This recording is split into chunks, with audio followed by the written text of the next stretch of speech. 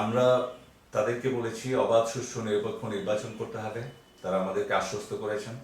আমরা বলেছি যে সন্ত্রাস, কালো টাকা এবং প্রশাসনিক ক্ষমতা যেন প্রয়োগ না হয় এটা নিশ্চিত করতে হবে। তারা আমাদেরকে আশ্বস্ত করেছেন।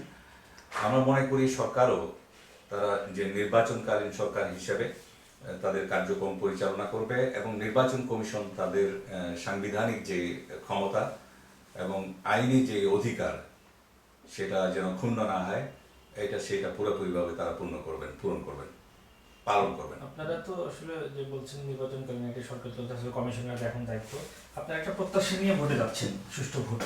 যদি সুষ্ঠু ভোট না হয় তখন সুষ্ঠু ভোট যদি না হয় তাহলে রাজপথ খোলা আছে।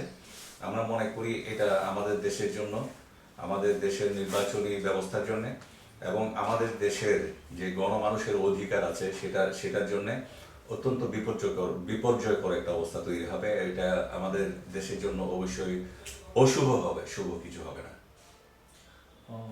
যে বিষয়টা হলো যে বিএনপি সহ বিরোধী দলগুলো, অনেক বিরোধী দল নির্বাচন বর্জন করেছে, এমন প্রেক্ষাপটে যে আপনারা নির্বাচনে যাচ্ছেন, আসলে এটা কি আসলে আপনাদের জন্য একটা মানে নিজেদের দল হিসেবে পরিচিত হওয়া কিংবা মানুষের কাছে যাওয়ার একটা সুযোগ দিচ্ছেন কিনা, যে একটা বড় অংশ যাচ্ছে না তো আমরা এই জায়গাটা নিই, এরকম কিনা?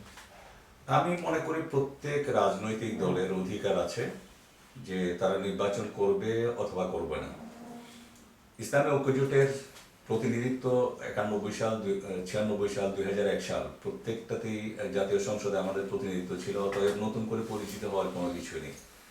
ইসলামী ঐক্যজোট সবসময় নিজস্ব চিন্তাভাবনা, স্বকীয় পরিকল্পনা থেকেই তারা যে কোনো কার্যক্রম, যে কোনো উদ্যোগ এবং যে কোনো পরিকল্পনা গ্রহণ করে।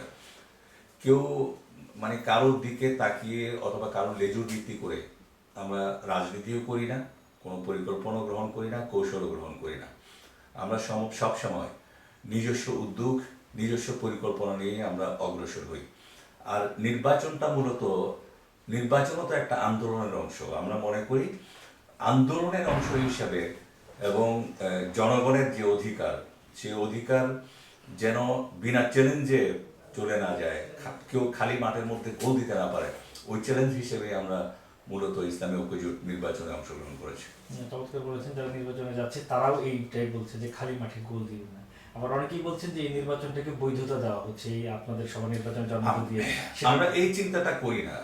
আসলে বাংলাদেশের মধ্যে অনেকগুলি রাজনৈতিক দল, কিছু রাজনৈতিক দল তাদের চিন্তা থেকে কাজ করে, অন্যরা তাদের চিন্তা থেকে কাজ করে। প্রত্যেকের কর্মকৌশল আছে, কর্মপদ্ধতি আছে, নিজেদের একটা স্থির লক্ষ্য আছে। আমরাও নিজস্ব একটা কৌশল আছে, কর্মপন্থা আছে, কর্মপদ্ধতি আছে। আমরা আমাদের পথে অগ্রসর হচ্ছি। আমরা চাই যে বাংলাদেশের মধ্যে যে দুই স্রোতের যে রাজনীতি, একটা হচ্ছে আওয়ামী লীগ পন্থী আর একটা হচ্ছে বিএনপি পন্থী, আমরা চাই তৃতীয় আরেকটা ইসলামপন্থী একটা স্রোত ধারা বাংলাদেশের মধ্যে তৈরি হোক।